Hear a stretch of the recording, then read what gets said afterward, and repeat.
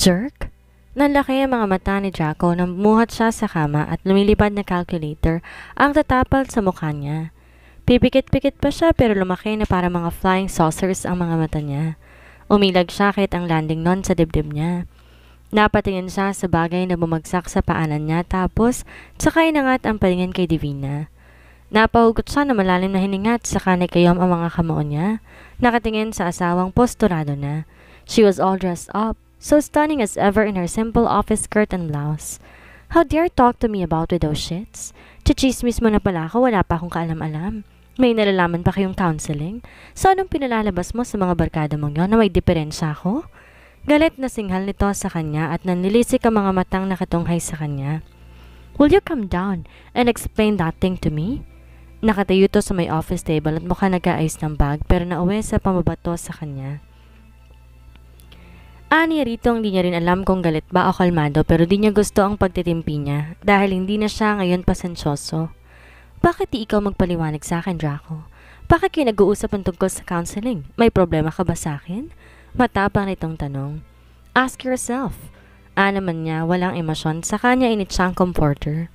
So uliting batuhin mo ko, huwag ka na magpapakita sa akin, Divina. Baka hindi kita masanto. Madilim ang anyo ni Draco, pati na ang titig niya sa misis niya. No, kaaway siguro niya. A wife is a companion while this one is not. Tumawa to at tumaas sa mga kilay. And what? You're going to hurt me? Ide-demanda kita. Di-demanda mo? Bulyaw niya sabay sipan niya sa isang parisukat na upuan. You don't scare me. Talak ka ng talak, wala ka namang alam sa pinag-uusapan.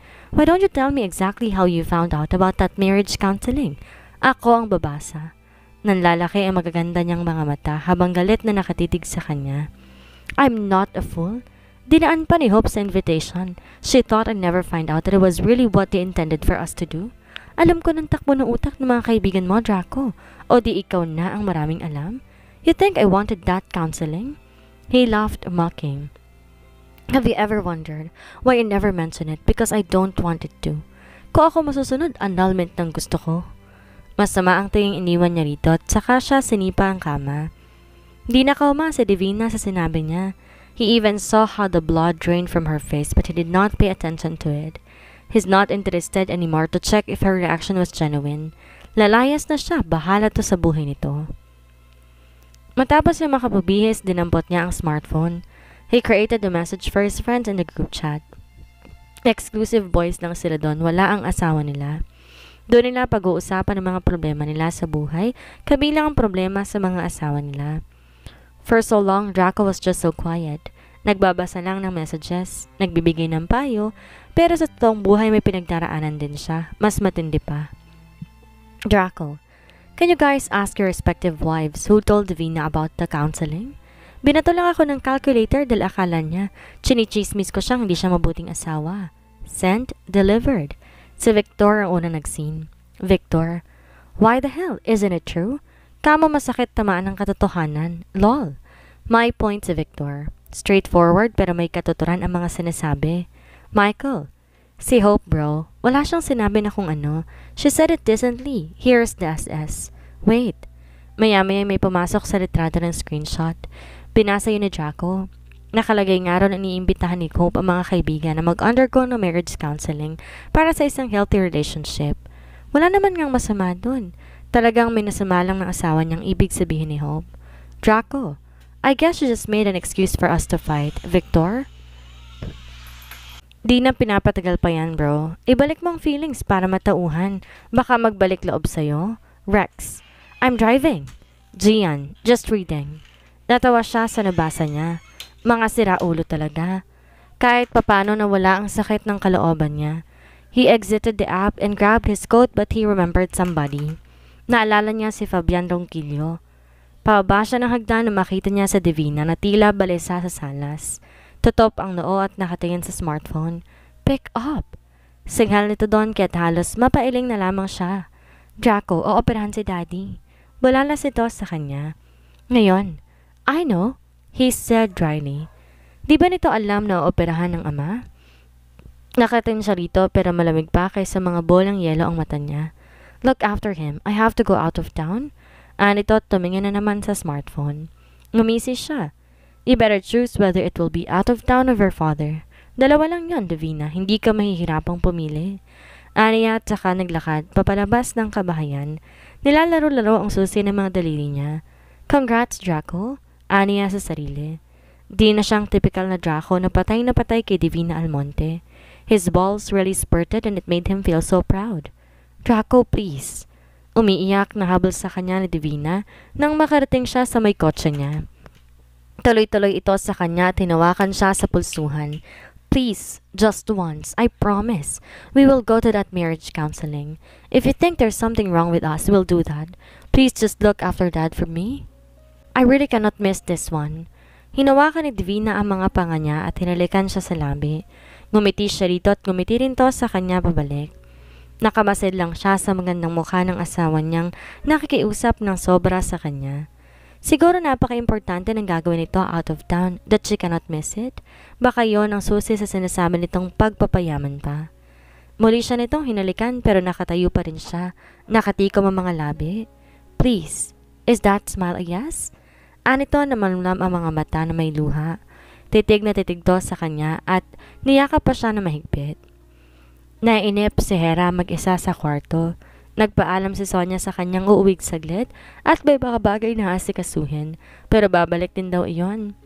Maayos na ba siya sa nagdaang gabi? Maayos nga ba siya? Gusto niyang itanong sa sarili niya ang bagay na yon. She sat and sighed. Tumingin siya sa oras ng cellphone niya at nilapag din yon. Oras nga ba ang sinilip niya? O kung may tiyeng si Draco sa kanya? Wala. Wala ni isang message at nilapag din iyon.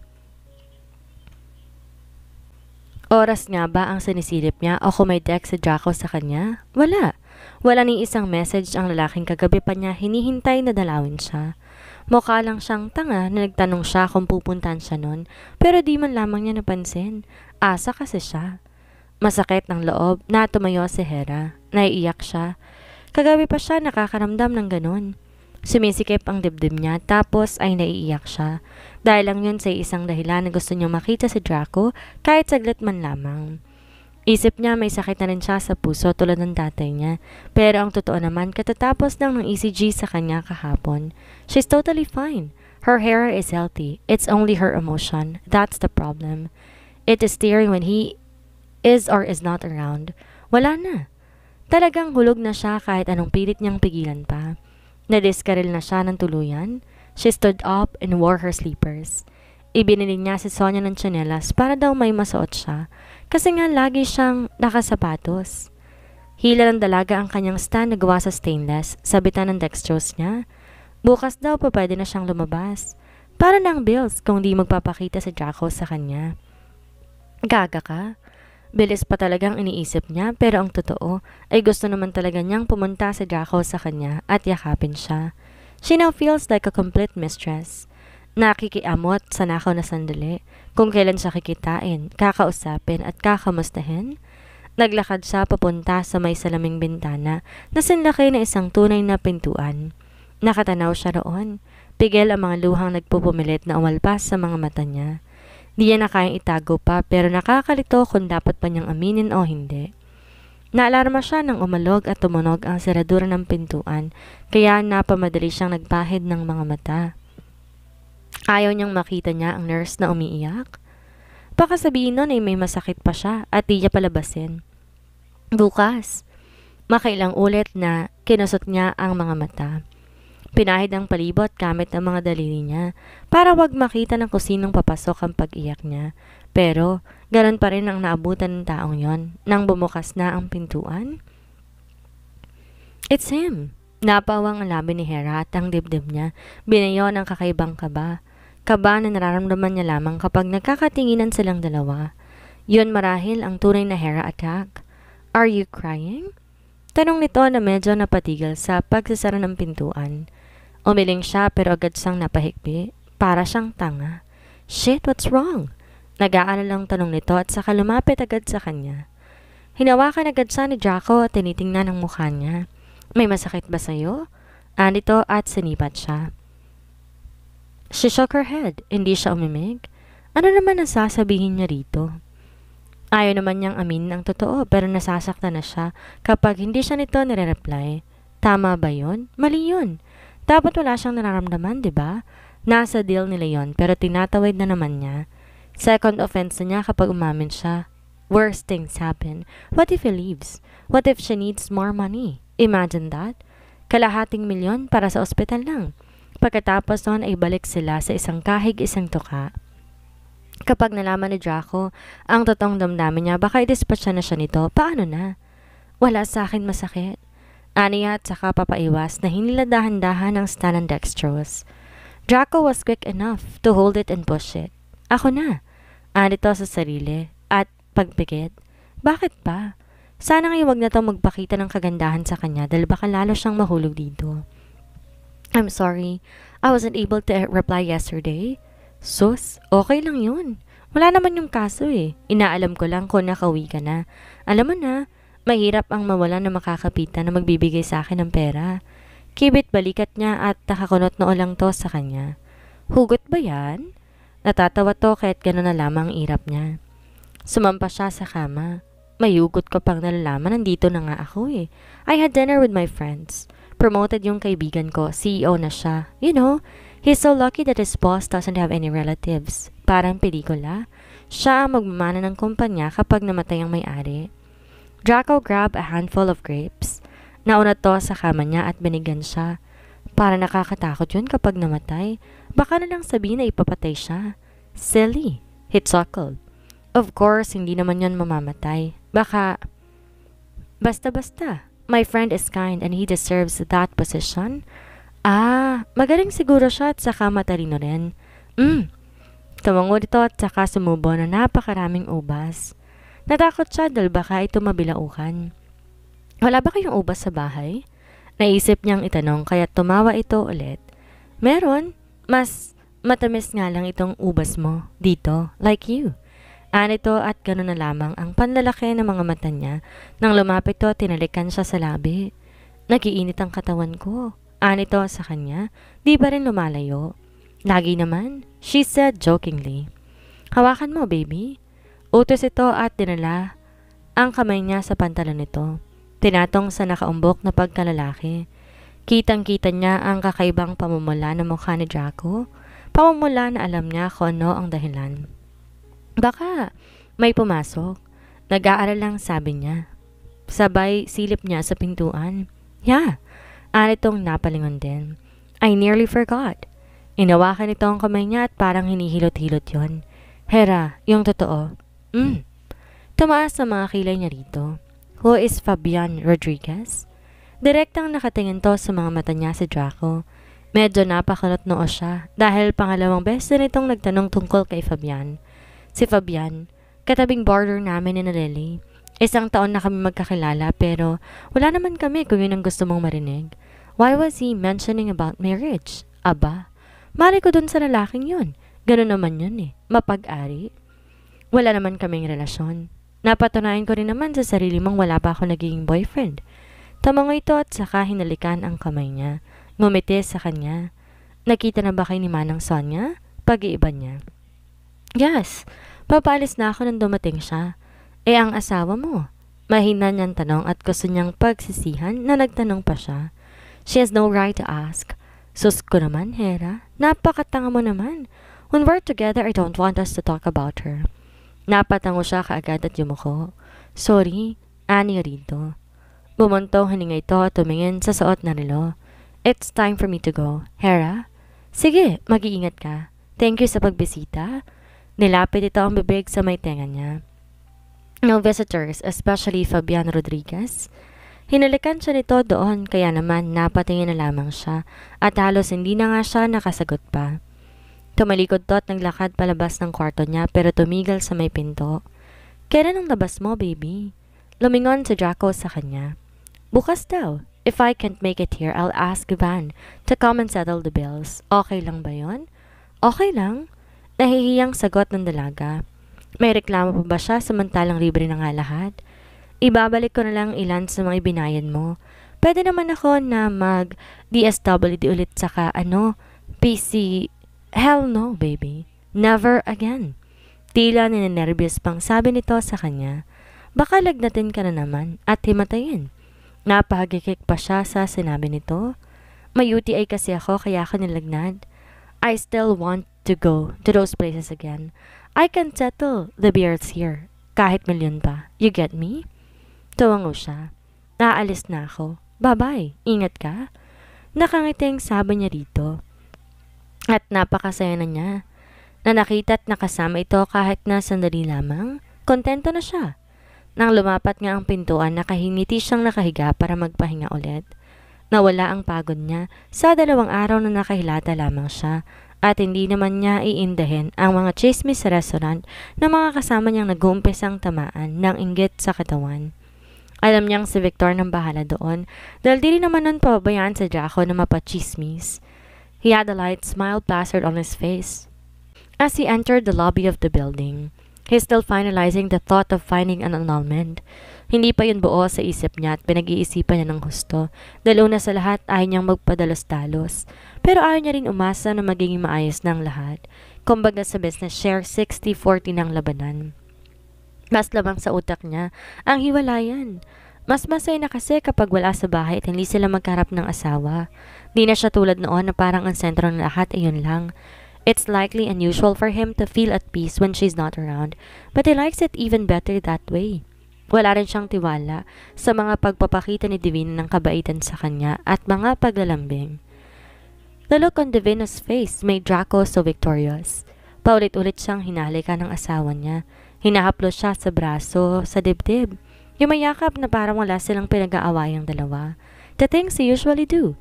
He is trying to grope for that feeling of happiness. Being caressed by the only woman he had loved, but it's quite gone. There is no excitement anymore. Ang tumatakbo sa isipan niya ngayon ay mag-aaway sila ulit. Nababatuhin siya nito para ratangan ng kung ano-ano. Ayos lang naman sana eh.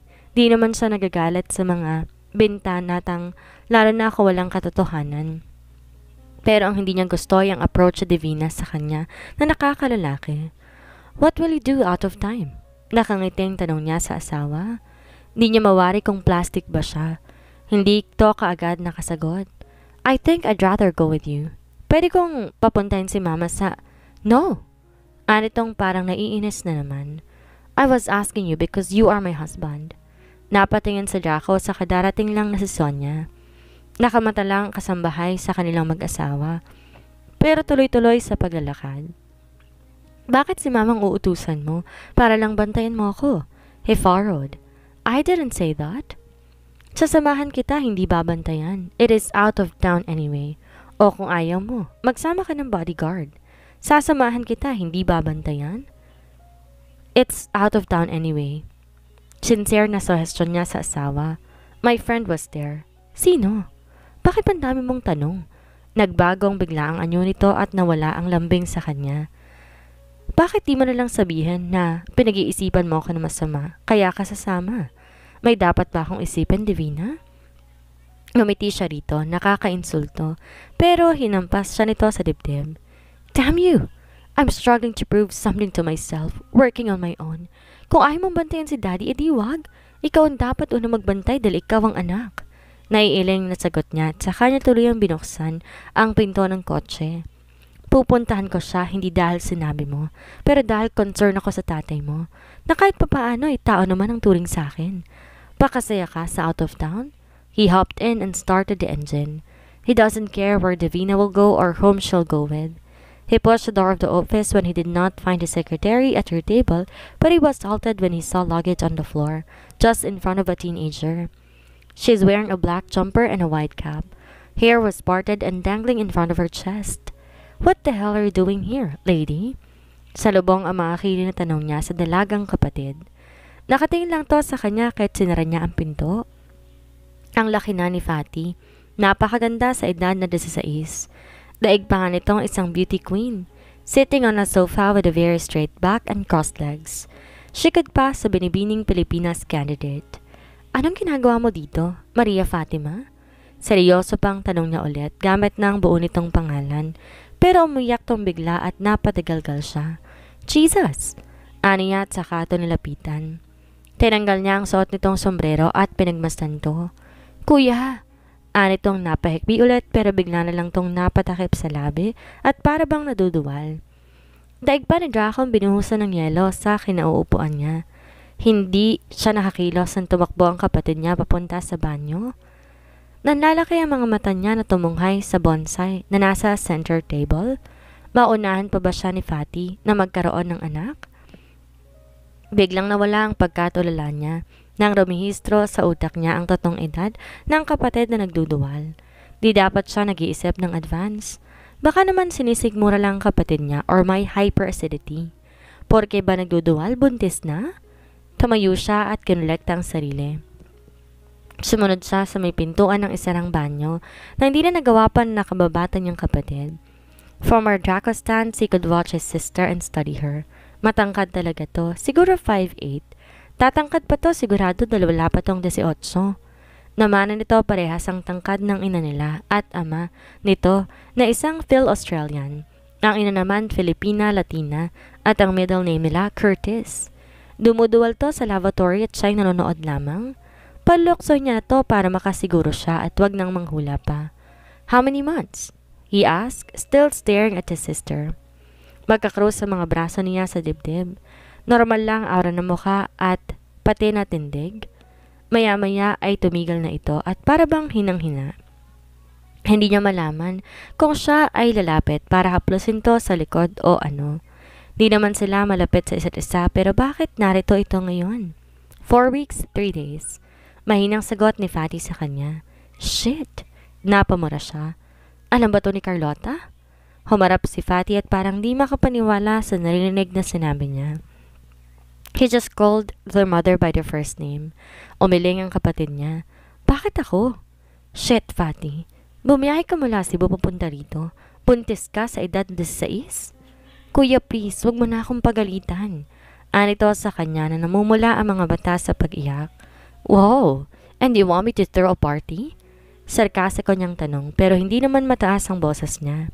Hindi to dapat. Naglakad siya papunta sa mesa niya at agad naman tong pumihit para tingnan siya. Please no. Napatingin din siya rito at umiiyak na naman ito. Daddy will get so mad. You have to face it, Fatty. Paano ka lakasot sa tatay mong batas militar? Nagtataka siya ng sobra. Ang ama ni Fatty, isang politician, si Amarso Lomico. Mahigpit ang lalaking yon sa pagkakaalam niya. Kahit na nga siyang pumunta roon, una tuling bisita niya sa inang pinagpalit siya sa lalaking yon. Pinaghigpitan pa siya. Bawal siyang gumala kapag lagpas na ng 9:00. Hindi yun umiimik. Walang kinakausap kung hindi si Carlota lamang. Kahit si Fatty kinakausap lang kapag papalalahanan na huwag magbo-boyfriend. Huwag gagamit ng bawal na gamot. Huwag sasama sa mga lalaki at huwag maglalandi. Para sa murang edad nito, nangyari ang ilan sa mga pinagbabawal ni Amorsolo. Worst is, she is pregnant. Sinong ama niya at ipahahanap ko? Aniya rito. That's the only help I can give. Bukod sa, doon wala na, Fatty. I have to inform you that I don't want to get involved with this. What will your parents say?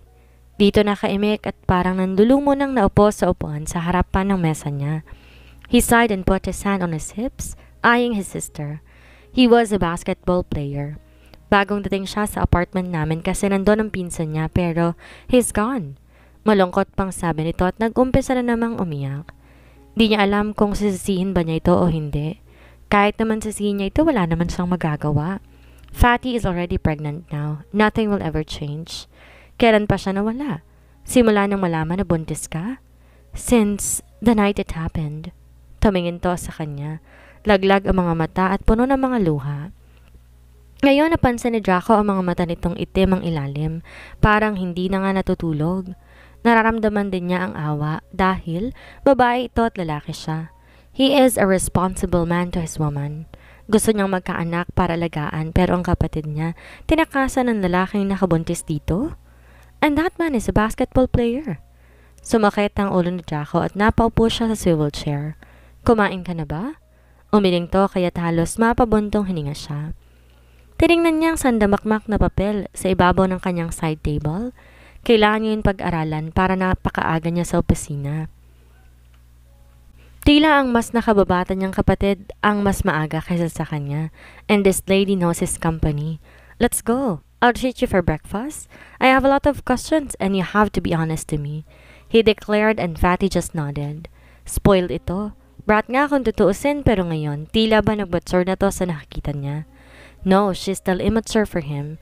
That's why she got pregnant at the age of 16, and he couldn't just turn back his back on Fatty. Di nga niya alam kung may iba pa tong kamag-anak sa Maynila dahil kung meron man, bakit sa kanya pumunta kahit di naman sila close?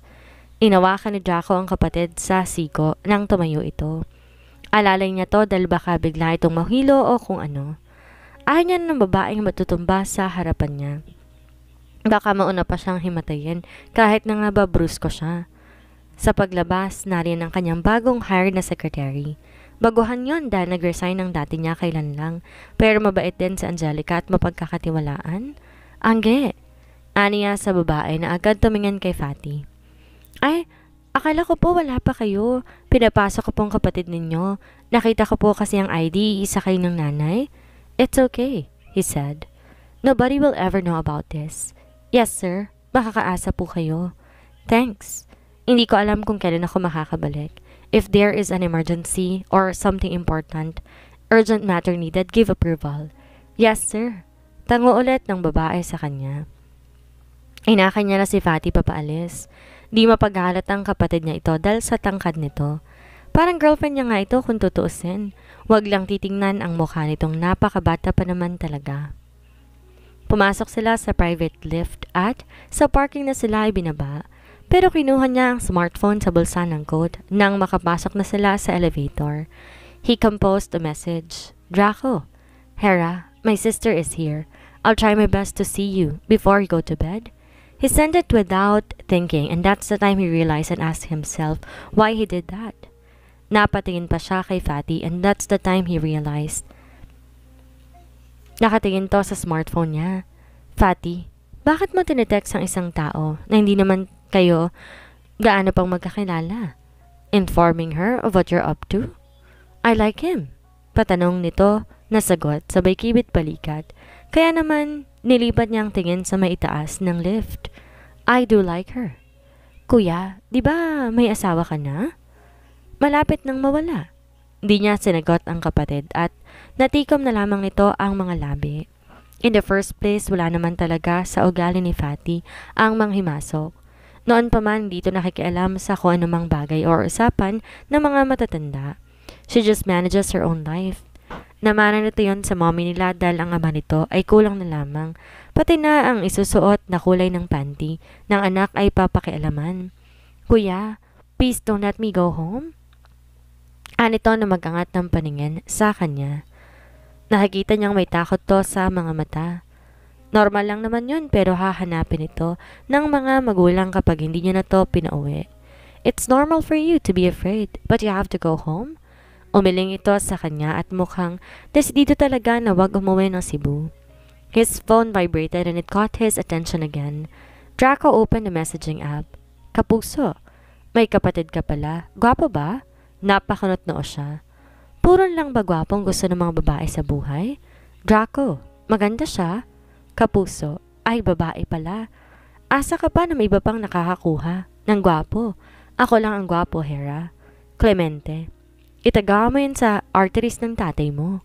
Nanlaki ang mata niya nang tumingin siya sa thread. Shit. Pinadala lang ang mga salita sa kanyang isipan at walang paraan na mabawi niya na ito.